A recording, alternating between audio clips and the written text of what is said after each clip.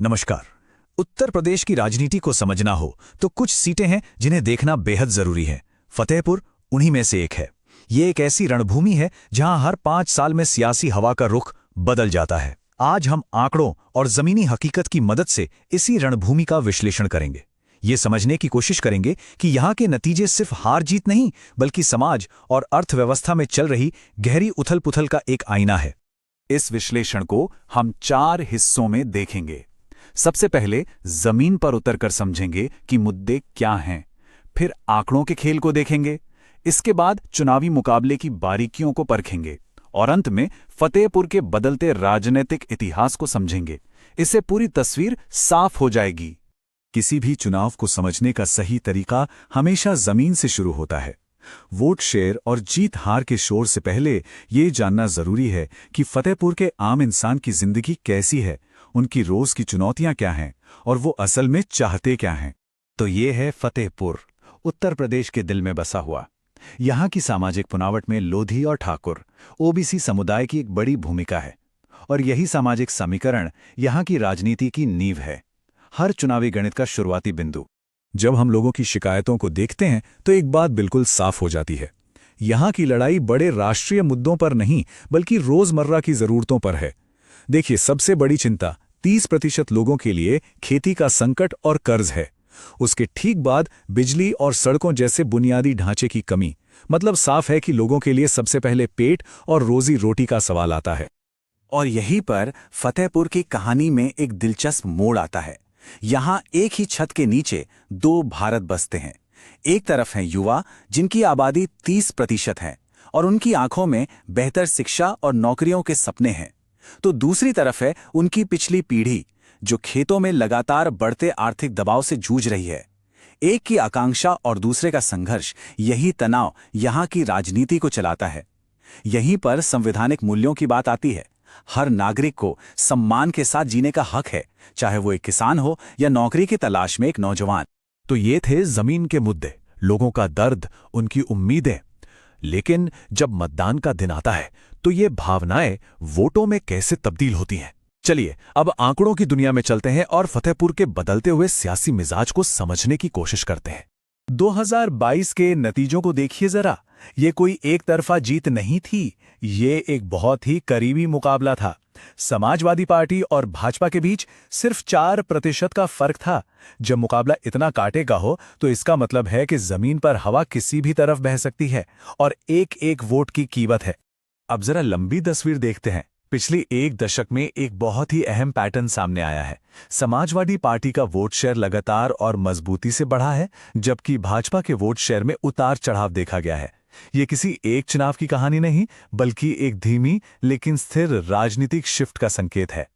ये आंकड़े उसी कहानी को और साफ करते हैं। 2012 में सपा लगभग 27% पर थी, जो 2022 आते आते 45% तक पहुंच गई। दूसरी तरफ भाजपा ने 2017 में एक जबरदस्त जीत हासिल की, लेकिन 2022 में वो उस प्रदर्शन को कायम नहीं रख पाई। यहां सवाल ये उठता है कि 2017 में जो लहर थी वो 2022 में कमजोर क्यों पड़ गई। और एक और बात फतेहपुर को खास बनाती है यहां के मतदाता। यहां औसतन 60% मतदान होता है, जो दिखाता है कि लोग अपने मताधिकार को लेकर जागरूक हैं। जब मतदाता इतना सक्रिय होता है तो वो किसी भी पार्टी को हल्के में नहीं लेता। वो सवाल पूछता है और जवाब मांगता है। तो जब मुकाबला इतना नजदीकी हो तो आखिर जीत और हार का फैसला होता कैसे है? कौन सी वो छोटी छोटी रणनीतियां होती हैं जो आखिर में बड़ा अंतर पैदा कर देती हैं? चलिए अब 2022 के चुनाव का पोस्टमार्टम करते हैं। 2022 की सियासी जंग 3 मुख्य मोर्चों पर लड़ी गई। पहला, जमीन पर बूथ मैनेजमेंट का मोर्चा। दूसरा, लोगों के दिमाग में सरकारी योजनाओं को लेकर धारणा बनाने का मोर्चा। और तीसरा, एक नया और अदृश्य मोर्चा, डिजिटल दुनिया, जहां व्हाट्सएप पर सूचना की जंग चल रही थी। चुनाव बड़ी बड़ी रैलियों से नहीं, बल्कि आखिरी दिन पोलिंग बूथ पर जीते जाते हैं, और इसका सबूत इन आंकड़ों में है। कुछ बूथों पर 90% से ज्यादा मतदान एक पार्टी के पक्ष में होना ये दिखाता है कि एक पक्ष अपने समर्थकों को घर से निकालकर बूथ तक लाने में ज्यादा कामयाब रहा। इसी को लास्ट माइल मोबिलाइजेशन कहते हैं और इस कांटे की टक्कर में यही निर्णायक साबित हुआ।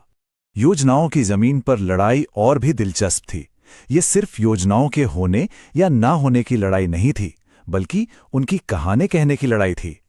एक तरफ उज्ज्वला और कृषि ऋण योजनाओं में कथित कमियों को मुद्दा बनाया गया, तो दूसरी तरफ मनरेगा और पेंशन के समय पर भुगतान को विश्वसनीयता के सबूत के तौर पर पेश किया गया। और फिर वो लड़ाई थी जो लोगों के फोन पर लड़ी जा रही थी। व्हाट्सएप और शेयरचैट जैसे प्लेटफॉर्म पर गलत सूचनाओं की बाढ़ आ गई। ये संदेश खासतौर पर जातिगत भावनाओं को भड़काने और पार्टियों के नैरेटिव को मजबूत करने के लिए डिजाइन किए गए थे। एक जिम्मेदार लोकतंत्र में सूचना की स्वतंत्रता के साथ साथ सही जानकारी देना भी जरूरी है, और नए डेटा कानून भी नागरिकों की सहमति और उनकी निजता को सबसे ऊपर रखते हैं। ये करीबी मुकाबला, ये जमीनी लड़ाई, ये कोई एक बार की बात नहीं है। फतेहपुर का तो राजनीतिक इतिहास ही बदलाव कर रहा है। चलिए जरा पीछे मुड़कर देखते हैं कि कैसे सीट ने कभी किसी एक दल को लंबे समय तक टिकने नहीं दिया। ये टाइमलाइन फतेहपुर के सियासी चरित्र की पूरी कहानी कहती है। बसपा, फिर भाजपा, फिर सपा, फिर भाजपा और फिर वापस सपा। ये एक पेंडुलम की तरह है जो हर चुनाव में एक तरफ से दूसरी तरफ झूलता है। ये साफ दिखाता है कि यहाँ के मतदाता किसी भी पार्टी के बंधुआ वोटर नहीं हैं। सियासी भाषा में ऐसी ही सीटों को स्विंग कॉन्स्टिट्यूएंसी कहा जाता है, और फतेहपुर इसका एक सटीक उदाहरण है।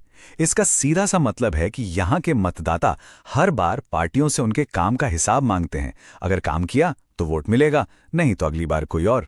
तो कुल मिलाकर फतेहपुर की लड़ाई क्या है? ये लड़ाई है दो अलग अलग ताकतों के बीच।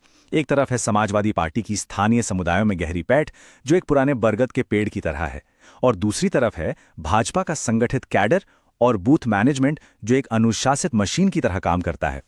दोनों की अपनी ताकतें हैं और अपनी कमजोरियां भी। और आखिर में सवाल यही बचता है, फतेहपुर जैसी जगह पर जहां एक तरफ युवाओं के सपने हैं और दूसरी तरफ किसानों का संघर्ष, जनादेश का फैसला आखिर कौन करेगा? समुदाय के साथ ऑर्गेनिक जुड़ाव की पुरानी राजनीति या फिर डेटा और मैनेजमेंट पर आधारित नई चुनावी मशीनरी? इस सवाल का जवाब ही आने वाले समय में यहां की राजनीति की दिशा तय करेगा।